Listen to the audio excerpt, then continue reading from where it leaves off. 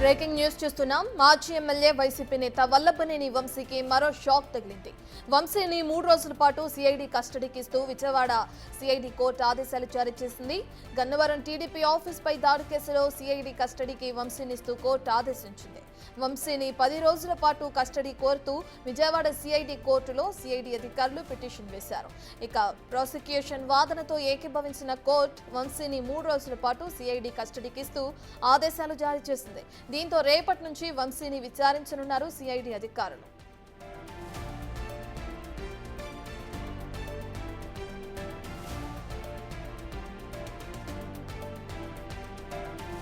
Right, ఇక Vallabhaneni Vamsi CID కస్టడీకి సంబంధించిన పూర్తి డీటెయిల్స్ అందించడానికి మా ప్రతినిధి శివ లైవ్ లో జాయిన్ అవుతున్నారు.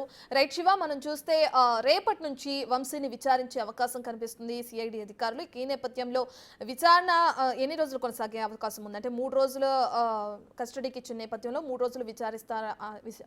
విచారిస్తే ఎటువంటి ప్రశ్నలు అడిగే అవకాశం కనిపిస్తుంది? ఇంకా ప్రధానంగా చూసుకుంటే వంశీకి సంబంధించిన బెయిల్ ఎక్కడి వరకు వచ్చింది?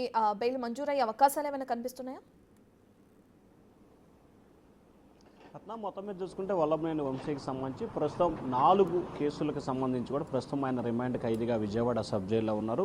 ఈ నెల 24 వరకు ఒక కేసు, 25 ఒక కేసు, 28 వరకు 2 కేసుల్లో ఆయన ప్రస్తుతం విజయవాడ సబ్ జైల్లో రిమాండ్ ఖైదీగా ఉన్నారు. ఇప్పటికే సత్యవర్ధన్ కిడ్నాప్ కేసు వ్యవహారంలో వల్లభనేని వంశీని పోలీసులు 3 రోజుల పాటు కస్టడీకి తీసుకొని విచారించారు. ఇక ప్రస్తుతం సిఐడి దర్యాప్తు చేస్తున్న గన్నవరం తెలుగుదేశం పార్టీ కార్యాలయం దాడి ఘటనకు సంబంధించి కూడా వల్లభనేని వంశీ చేసిన వ్యవహారానికి సంబంధించి పలు అనుమానాలు ఉన్నాయి. ఆయన్ని కస్టడీకి తీసుకొని విచారణ చేపట్టాలని చెప్పి కూడా 2 రోజుల క్రితం విజయవాడ సిఐడి న్యాయస్థానంలో 10 రోజుల పాటు కస్టడీకి ఇవ్వాలని చెప్పి సిఐడి పోలీసులు పిటిషన్ దాఖలు చేశారు. పిటిషన్ విచారించిన ధర్మాసనం ఇరు వర్గాల వాదనలు విన్న తర్వాత 3 రోజుల పాటు వల్లభనేని వంశీని సిఐడికి కస్టడీకి ఇస్తూ తన తీర్పును వెలువరించింది. ఈ నెల 22 అంటే రేపు ఎల్లుండి ఎల్లుండి 3 రోజుల పాటు శని ఆది సోమ 3 రోజుల పాటు ఉదయం 10 గంటల నుంచి సాయంకాలం 5 గంటల వరకు న్యాయవాది సమక్షంలో విచారణ చేపట్టాలని చెప్పి కూడా న్యాయస్థానం తీర్పు వెలువరించింది. మరొకవైపు ఈ కేసుకు సంబంధించి కూడా అసలు దాడికి పాల్పడడానికి కారణాలేంటి, ఎందుకు దాడికి పాల్పడాల్సి వచ్చింది, ఆ రోజు ఎవరెవరు పాల్గొన్నారు, ముందుగా అనుకొని చేశారా లేకపోతే అప్పటికప్పుడు జరిగిందా? అప్పటికప్పుడు అనుకొని జరిగితే దాదాపుగా 100 మంది ఆ టైంలో అక్కడికి ఎందుకు రావడం జరిగింది? ఈ కేసులో దాదాపుగా 88 మంది నిందితుల్ని పోలీసులు గుర్తించే నేపథ్యంలో 100ల సంఖ్యలో అక్కడికి కార్యకర్తలు వచ్చారంటే ముందుగా జరిగినట్టే జరిగింది.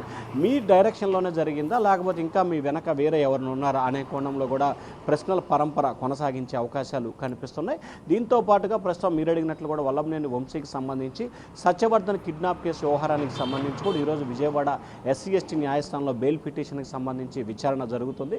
ఇప్పటికే ఇరు వర్గాల వాదనలు 2 సార్లు విన్న ధర్మాసనం కూడా ఈరోజు మరొకసారి వాదనలు విని తీర్పు వెలువరించే అవకాశం కనిపిస్తూ ఉంది. Ratna. Right, thank you Shiva.